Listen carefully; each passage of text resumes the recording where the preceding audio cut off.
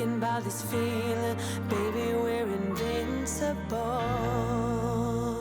Hi guys, and welcome back to another episode of Rebuilding Notts County. If you are enjoying the series, drop a like on the video, that would be awesome. Just helps out the channel. Today I thought we'd start on Cory Booker-Lowe again. You will see in fact down there that he has actually made his league debut as a sub. Actually had a goal disallowed that I personally thought shouldn't have been disallowed. Even the interview after the match, the reporter said it should have been allowed, which is weird because I just thought it was right all the time. So he's very unfortunate not to have his debut goal. But there you go. He's really done well this season. I mean, you can see he had a little dip in sort of the Christmas period, but he really has pushed on after Christmas. 7 goals, 7 assists, 5 man of the match awards, playing for our under-18 side. He really does have a lot of talent, and maybe it's just because other teams are intimidated by him. And speaking of, rumour has it that the Booker-Lowe family has pulled out of a contract with an unnamed contractor from Stockport after a Football Manager YouTuber accidentally released details regarding the deal to keep Cory Booker-Lowe's identity safe. So I wonder what his identity actually is then. Although he's been sitting in the under-18s for Notts County, he's being viewed as a potential first-team player for the future and is currently being groomed to take over the starting place by Blaise Elisic. As there is still no knowledge about who his true family is, we will never know if this game is actually in his blood or if this is just another false claim. The story continues.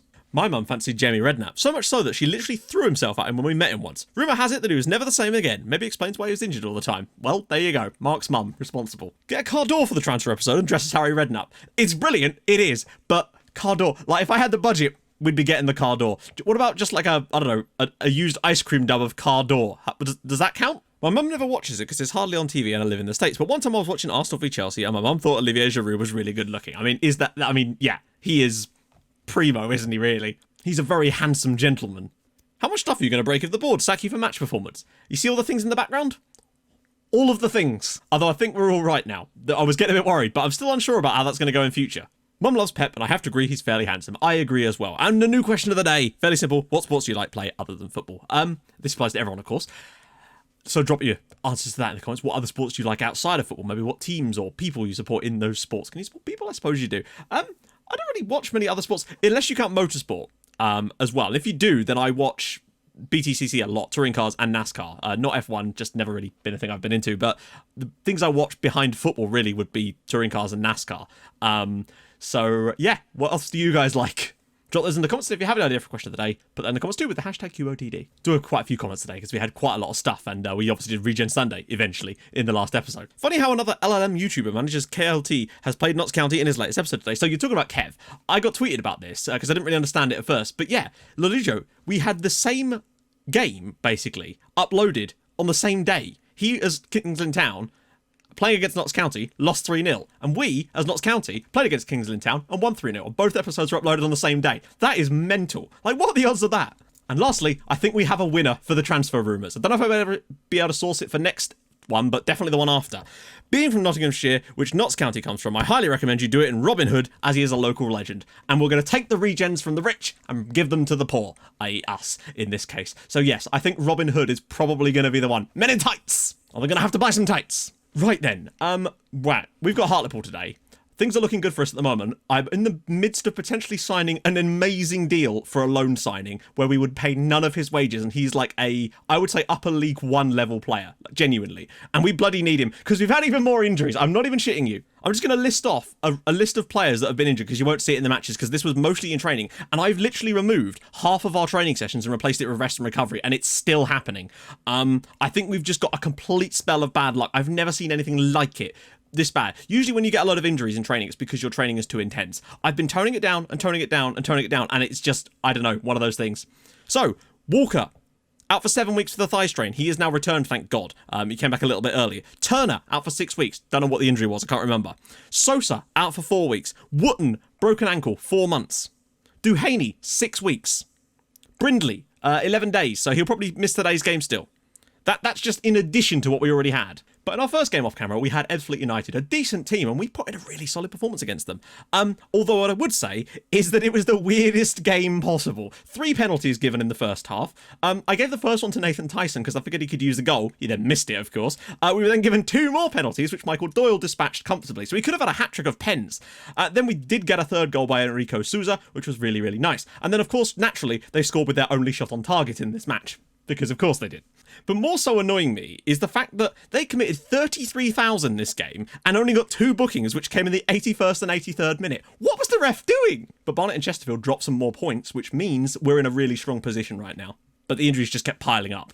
And unfortunately that came to a head as we went down 2-0 at, well, lower mid-table Halifax Town. Disappointing game, fairly even on the night, but unfortunately Pierce Bird screwed us. He got booked in the 8th minute and then got sent off in the 12th minute. Like, Pierce, what are you doing, lad? We got 5 bookings in this match out of 13 fouls, but 33 fouls meant 2. They scored from a free kick with Liam McClendon, I think it was, and then Jack Earing. This was an annoying one. The ball came to him on the edge of the area. He has a shot, which is going nowhere near the goal. It deflects off one of our defenders and goes straight in the top corner. I don't know how it counted as his goal, because it was definitely not going on target by any stretch. A frustrating game for us, really, but we were bound to lose one eventually, and being down to 10 men after 12 minutes, it was never going to be that. So we were a bit, well, not unfortunate at all, really, but just one of those things. Thankfully, though, we came up with a home match against 23rd place Barrow, and that was basically what we needed, because I was worried that that defeat would then set us on for one if we had a stronger opposition. Thankfully, we're at home against Barrow. We only just beat them 2-1. They only had 2 shots on target in this one, and they did score one of them in the 95th minute. Charlie Oliver scored from a free kick after Regan Booty lumped one in, and then Matt O'Reilly got himself a goal to make it 2-0. Not an amazing performance, but with the squad, look, Rawlinson started in there. You could see some of the players that were in this team.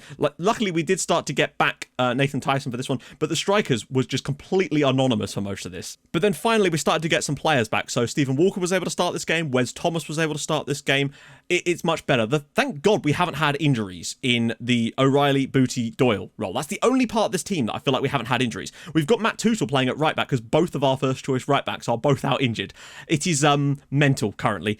And also at one point we had our first 3 first choice wingers on the right hand side out injured. We were gone to 4th choice. And Sam Osborne's done all right, to be fair to him. He actually set up Regan Booty for the winner in this one, whipped it across the box. Booty got in there at the back post, took a touch, whipped it into the net. Lovely old job, before Pierce Bird scored from a header after Regan Booty put a good cross in.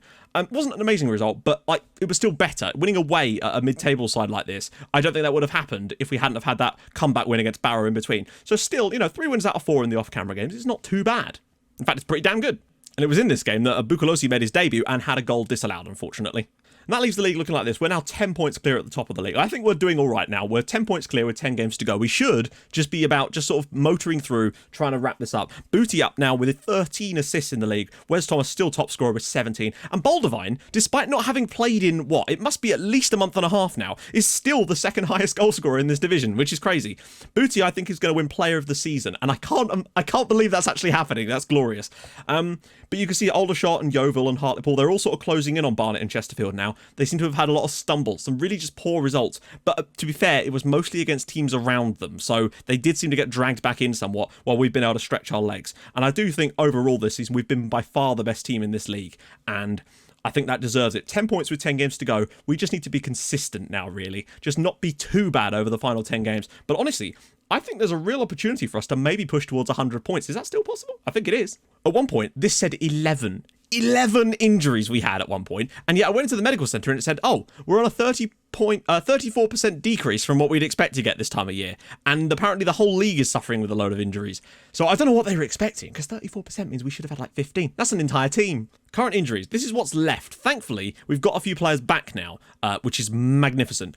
Brindley, he'll be back relatively soon, which is good, so we'll have a right back. D'Amico in a couple of weeks, he'll be back too. Wotton, he's done for the season, basically, with a broken ankle. Literally, we've had 2 broken ankles and 2 damaged cruciate ligaments this season. Either there's a thunderstorm brewing outside, or 7 people just fell down the stairs next door, and I'm not entirely sure which one it is at the moment. I'm a bit concerned. Update the sign. 7 days since our last injury. Alrighty then. So, what do we even want to do here? Let me just look to see what my assistant says. I don't want to listen to him. So he wants to put Dion Kelly-Evans in instead of Matt Tootle, but Tootle's just a better player, I'd say. We probably can bring back in Turner. Annoyingly, if I untick these, it removes the position entirely rather than, look. So if I take that out, it just removes it. Why can't I just follow some of the instructions? That seems like a really stupid thing. Is there a way I can do that? Because I feel like I should be able to untick that and it just won't adjust it. But instead it removes the player that's there in the actual squad selection, which is dumb. Midfield 3 happy with. Bird will come back out for... I think we kind of need to give Ben Turner a try. So that's probably going to be the lineup. It's definitely better than it has been, but you can see what I mean about the lack of fitness in our front 3 at the moment. I don't mind putting Booker-Lowe on the bench again. Given the way we've set this self out, I honestly think that Booker-Lowe could do a job for us off the bench in the latter half of this season, and that's really pleasing to see that he's forced his way in there when you look at his progression. Right then, Of course, yeah, Colt scored that ridiculous goal against us in the cup. So, this is going to be tough, because Luke Molyneux's damn good. I was kind of hoping to get that signing sealed up on loan before this game, but he's dragging his heels. We're the only club that's bid for him just yet, though. But I'll say that as a surprise in case we hopefully will get him. But he is awesome, I think. Like, genuinely could make the difference in the rest of the season. Come on.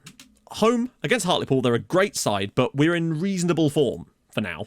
I think it was so important after that defeat for us to play a really poor side because it was allowed us to get the confidence back in a scrappy win, which we then took into Woking and played much better. Get yourself sorted out, lads. Don't let them just do what they want here because this guy's clearly got the talent to go past people. Kennedy, he's going to shoot. Oh, what a save by Slocum. That's a big save from him, to be honest. We're on the ropes a little bit starting off here, and Chesterfield, it looks like, are winning their game, so this might not be over yet if we were to lose at home. Because we look really bad from our own defending set pieces. Booty. Away from McCrory. Men surging into the box. Finds Walker. Ball in at Sosa. Lovely goal. Erico Sosa. Sosa. That's his 4th goal. He's got like 4 goals and 3 assists since he's joined us. I have to say, for a player that I was a little bit unsure of, but he's always relatively reliable, he's done all right. Walker's ball in there, and that's a lovely little header from Sosa. That's great stuff. 1-0 up against Hartlepool. This is a big game for us. They had that flurry of corners at the very start of the game, but we've been... Oh, wow. Oh, what a save. That is a terrific piece of goalkeeping from Slocum. He has very much kept us in front in this match now. The possession is climbing heavily into our favour now, which is nice, because it means they're going to have to foul us to win the ball. Oh, stop it. With your annoying fullback defensive headers. This better not lead to a goal. I'll be pissed. Good save again from Slocum. Oh, maybe one before half-time. This would be a perfect time to score a 2nd goal. And, oh, what a save! And, oh, big chance there. Blocks for days. And there we go. Notts County 1, Hartlepool 0 at half-time. We've been decent. A lot of the ball now. And I think we might want to play into that in the second half. Try and win a few more free kicks to get some good deliveries from Booty Man. Barnet are winning their game. Chesterfield winning their game. So the pressure's on us. And besides, beating a team like Hartlepool is a really good result for us. Oh, Molyneux. He's so dangerous. Get across to him. Oh, well played. Sosa. Oh, he could have looked in behind there, and Thomas just doesn't quite have himself up to fitness yet. Oh, he's still dangerous, though. Ball across. Cleared away. Here we go. Breakaway. Matt O'Reilly. He's got to look up. Finds Booty. We've got like 4-on-1 here. He has to slip through. Sosa's in. Good block. Oh, I was hoping he could win us a penalty. Oh, my God. Really? And now Turner's picked up a knock. Pierce Bird is coming on. I might make another sub. There's no option there, really, other than Dion Kelly-Evans. Screw it. Let's get Dion Kelly-Evans on. Yellow card. Okay. Sometimes when they do that, I think it's going to be a red. But Regan Booth, this is Booty territory. So many players crowding the box. Ball in. Oh, nearly. Win. I don't think we've actually seen a sink. What the hell?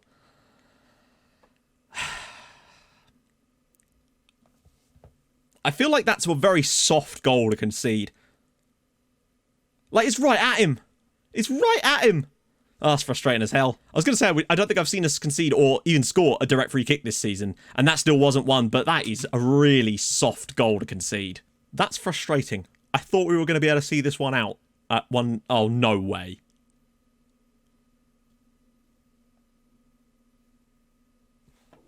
Yeah. I don't know. I actually have no words for that crap. So. Oh, dearie me. So 2 free kicks, basically. I actually can't believe that's just happened. I don't know what we could have done to prevent that, to be honest. Wow. I mean, that is some serious, like... A soft one from the edge of the area, and then the shot hits the wall, comes back, and he's put in the rebound. Yeah, I don't know. Sometimes that's just one of those things, and I can't even say anything beyond that. I think we were pretty solid on the night, and I think losing that game is a fucking travesty. But that's life. Jesus Christ. I don't think there's anything we could have done tactically to avoid that.